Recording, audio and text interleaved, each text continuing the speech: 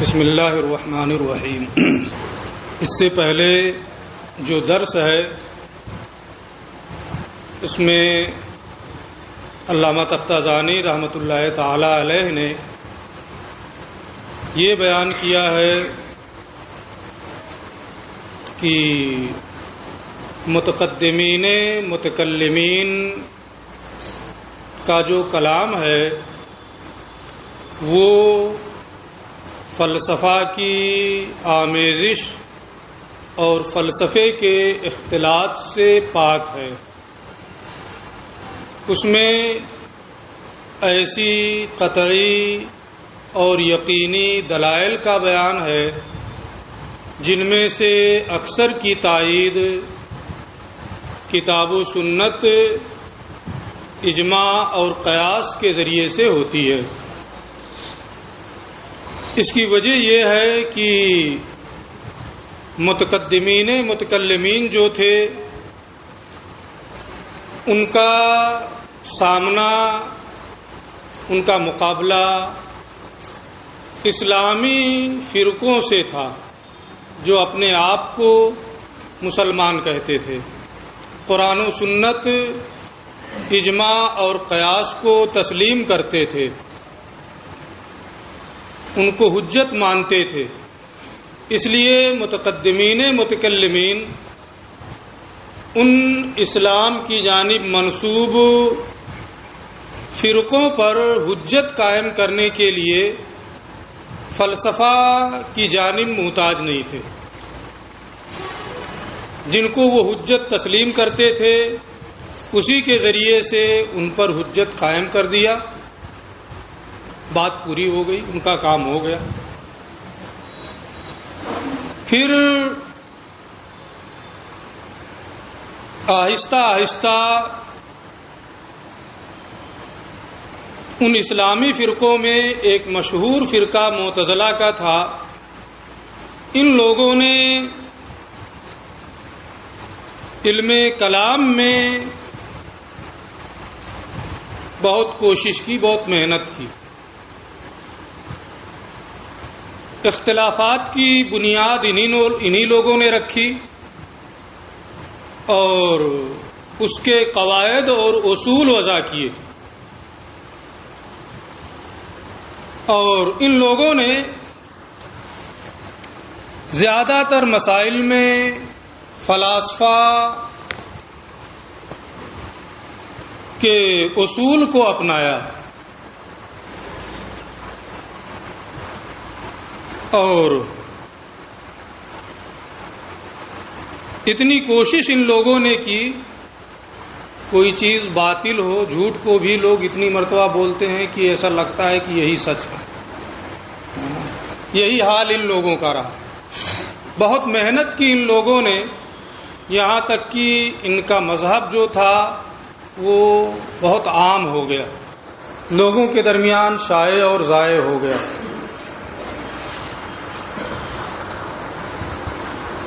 یہ فلسفہ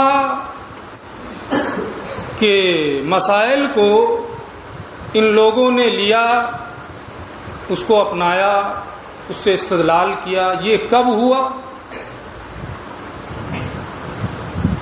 جب فلسفہ کو سریانی یا یونانی زبان سے عربی میں منتقل کیا گیا تو ان لوگوں نے اس سے اس کو اخذ کیا۔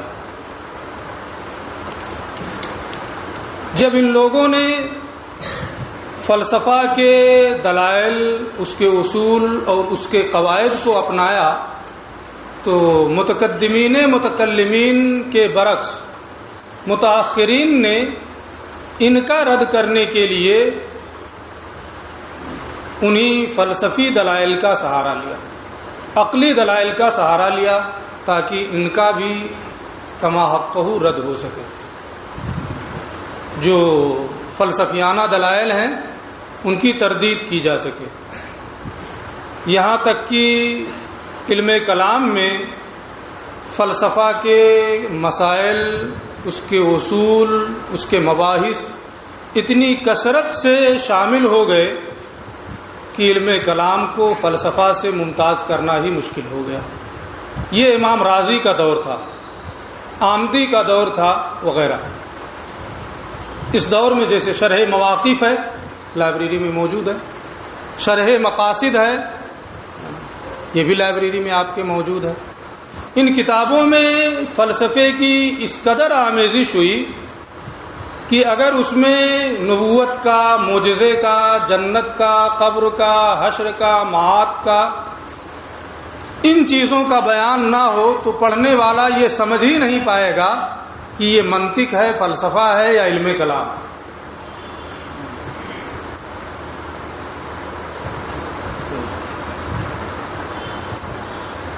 لیکن ان مباحث کو شامل کرنے کی وجہ یہی تھی کہ ان کے ذریعے سے لوگ حجت پیش کرتے تھے، دلیل قائم کرتے تھے، تو انہی کے انداز میں ان کا رد کرنے کے لیے متاخرین متکلمین نے اس کا سہارا لیا اور اسی کے ذریعے سے ان کا رد کیا۔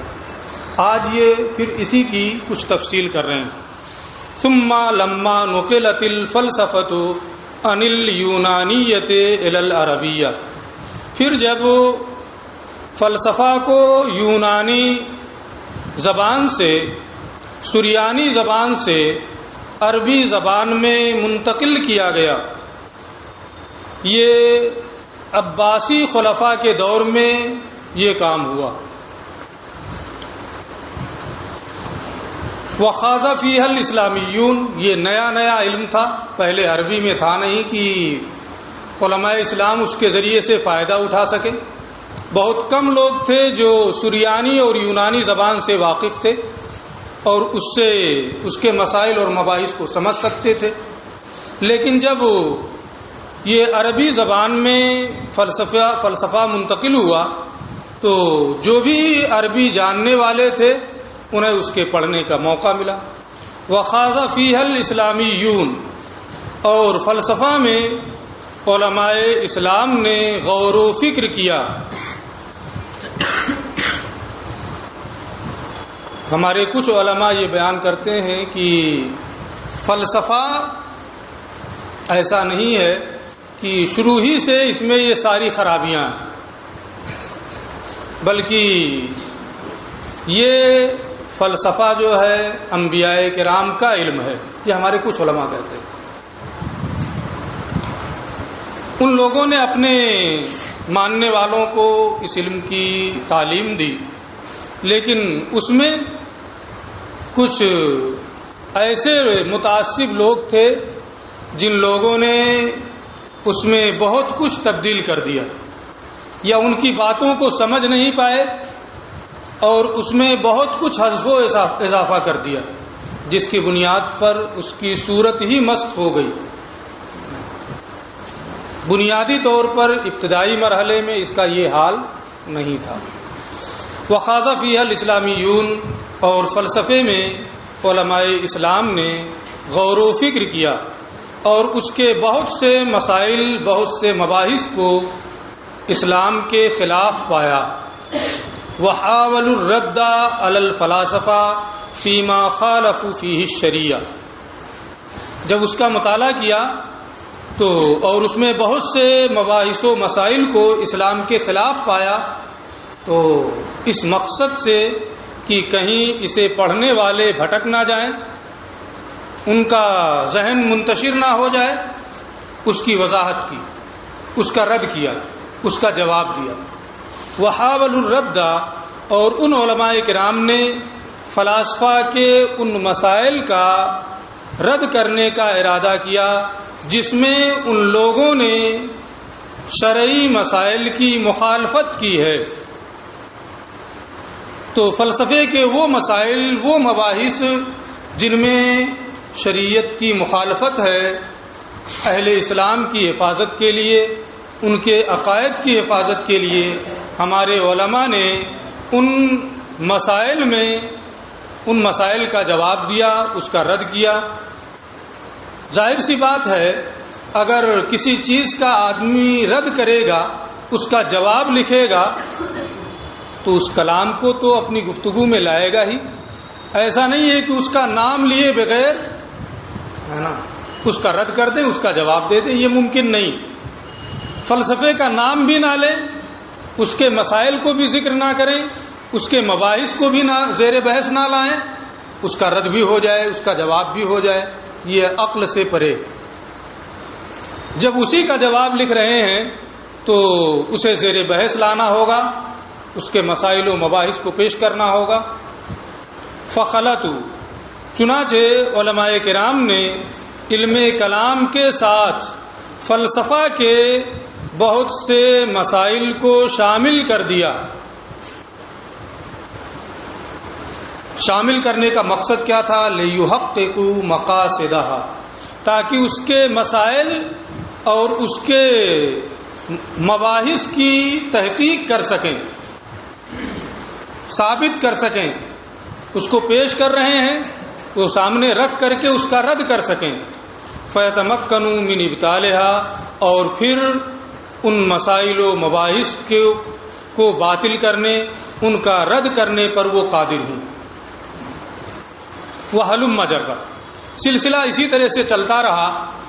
ان کے فلسفہ کے ان مسائل کو جن میں انہوں نے شریعت کی مخالفت کی ہے، ہمارے علماء ان کا رد کرتے رہے، ان کا جواب دیتے رہے۔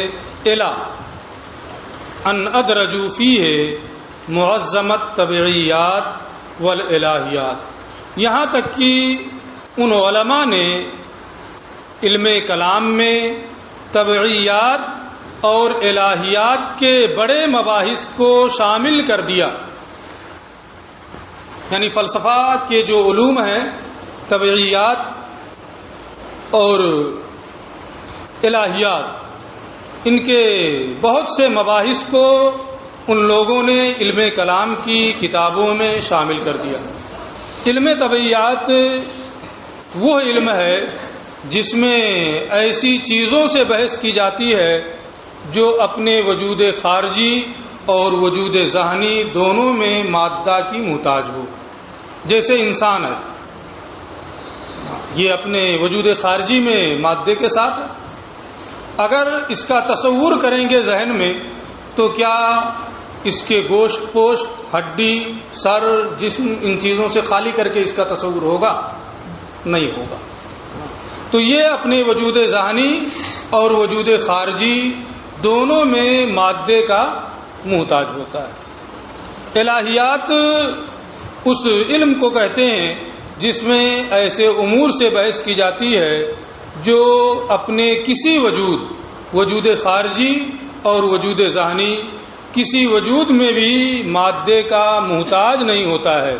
جیسے وجود، علت، معلول، علت ہے، وجود ہے، خارج میں اس کا کوئی مادہ ہے کہ آپ اس کو مشاہدہ کریں، چھو لیں، دیکھ لیں، پڑھ لیں؟ ذہن میں جب آپ اس کا تصور کریں گے، جب خارج میں وہ مادے کا محتاج نہیں ہے تو اس کا تصور کریں گے تو بھی کوئی مادہ نہیں ہوگا۔ تو علم الہیات اس علم کو کہتے ہیں جس میں ایسے امور سے بحث کی جاتی ہے کہ جو اپنے وجود ذہنی اور وجود خارجی کسی میں بھی مادے کا محتاج نہ ہو۔ تو ہمارے ان متکلمین علماء نے علم کلام میں علم طبعیات اور علم الہیات کے بہت سے مباحث کو، مسائل کو شامل کر دیا۔ وخاضوا فی الریاضیات، اور ان لوگوں نے ریاضیات میں بھی غور و فکر کیا۔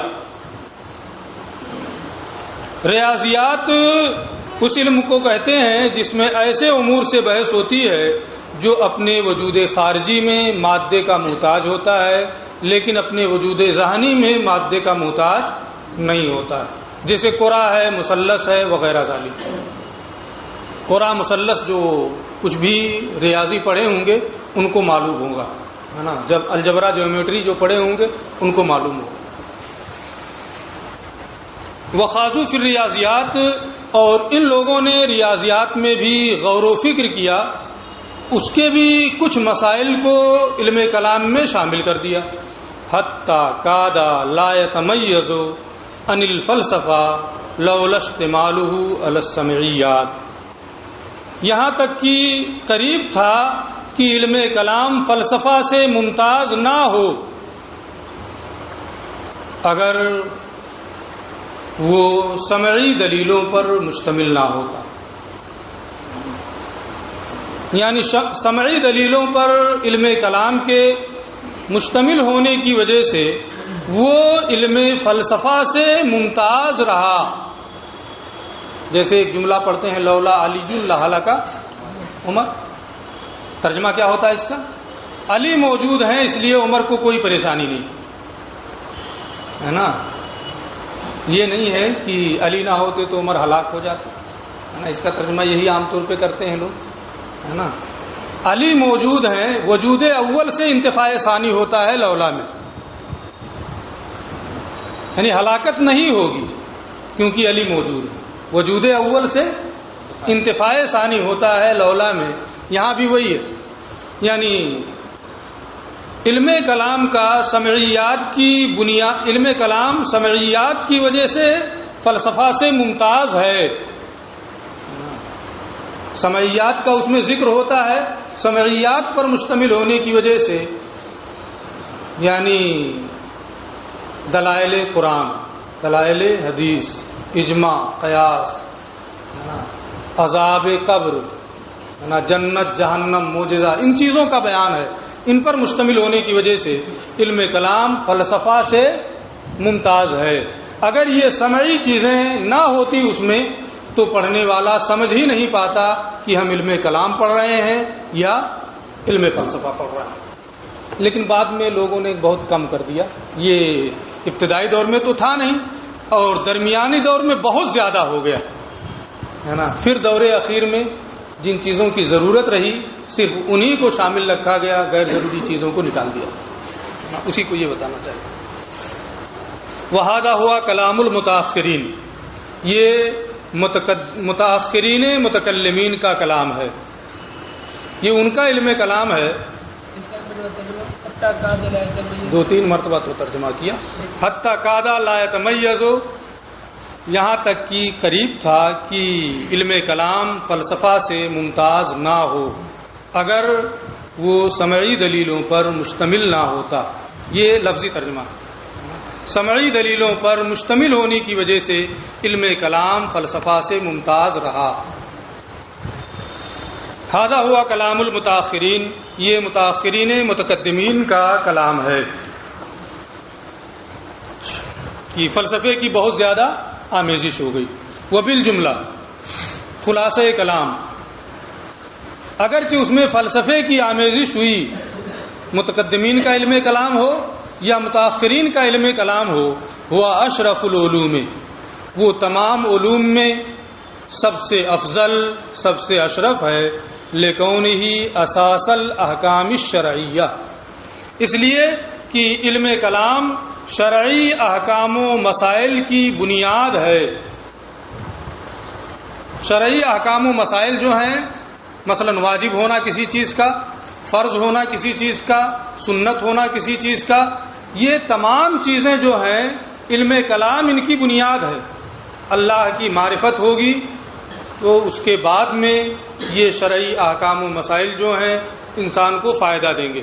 اگر اللہ کی ذات و صفات ہی کی معرفت نہیں ہے، اسی پر ایمان نہیں ہے، تو کسی چیز کو کہ یہ فرض ہے، یہ سنت ہے، یہ واجب ہے، وہ ماہر ہو جائے اصول فقہ میں تمام علوم میں کوئی فائدہ نہیں دیں گے وہ علوم۔ ان علوم کا فائدہ علم کلام کی بنیاد پر ہے۔ اس خلاصہ کلام، علم کلام یہ تمام علوم میں افضل ہے، اس وجہ سے کہ وہ تمام شرعی احکام و مسائل کی اصل ہے، بنیاد ہے۔ ورئیس العلوم الدینیہ، اور تمام دینی علوم، حدیث کا علم ہو، تفسیر کا علم ہو، کوئی بھی علم ہو، تمام دینی علوم کا سلطان ہے۔ وقون معلومات ہی العقائد الاسلامیہ، وہی لکون ہی پہ معطوف ہے نا، لکون ہی و لکون معلومات ہی۔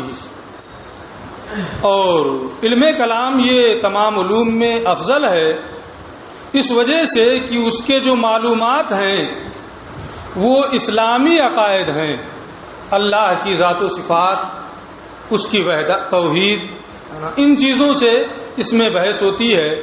تو شرف معلومات کی بنیاد پر بھی علم کو مشرف کہا جاتا ہے۔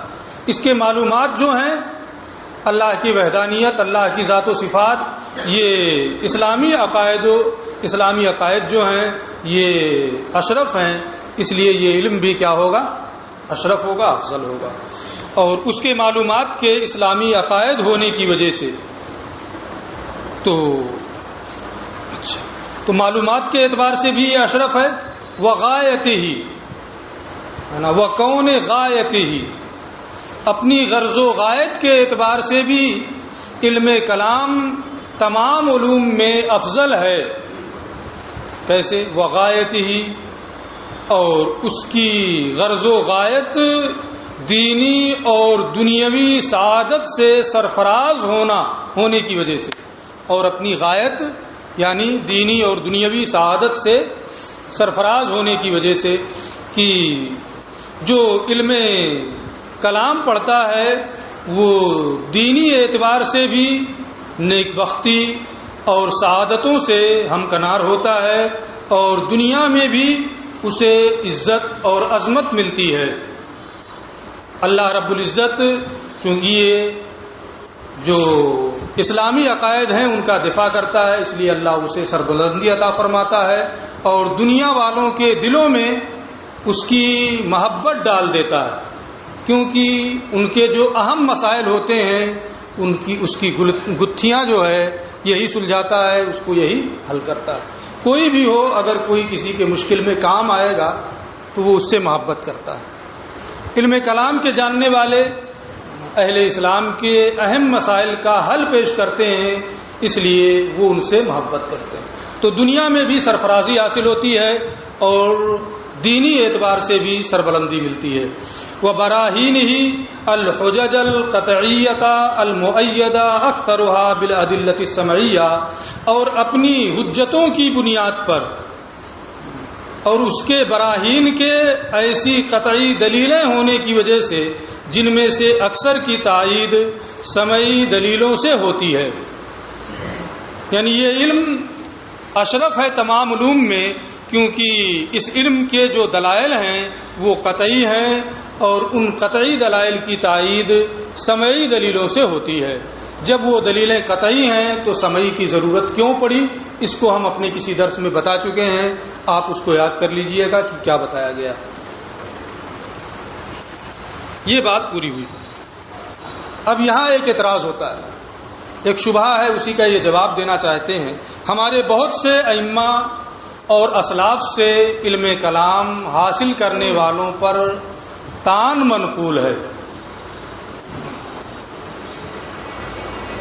کہ جو علم کلام حاصل کرے وہ زندیق ہو گیا۔ اگر کوئی علماء کے لیے کوئی وصیت کر کے جائے تو اس میں علم کلام جاننے والے شامل نہیں ہوں گے، بہت سے علماء نے اس سے منع کیا ہے، اس کے قریب جانے سے۔ اس کا یہ جواب دینا چاہتے ہیں۔ وما نقل عن السلف، ہمارے اسلاف سے ائمہ کرام سے جو اس علم کے بارے میں تان منقول ہے، ممانعت منقول ہے، والمنع عنہ، اور اس سے منع کرنا جو منقول ہے، فإنما، تو اس کی 4 وجہیں ہیں کہ کس کو منع ہے۔ سب کو نہیں کہ کوئی بھی ہو وہ علم کلام کے قریب نہ جائے، وہ علم کلام حاصل نہیں کر سکتا ہے، ایسا نہیں۔ کلی طور پر، عمومی طور پر ان لوگوں نے منع نہیں کیا ہے۔ منع کرنے کی بنیاد 4 وجہیں ہیں۔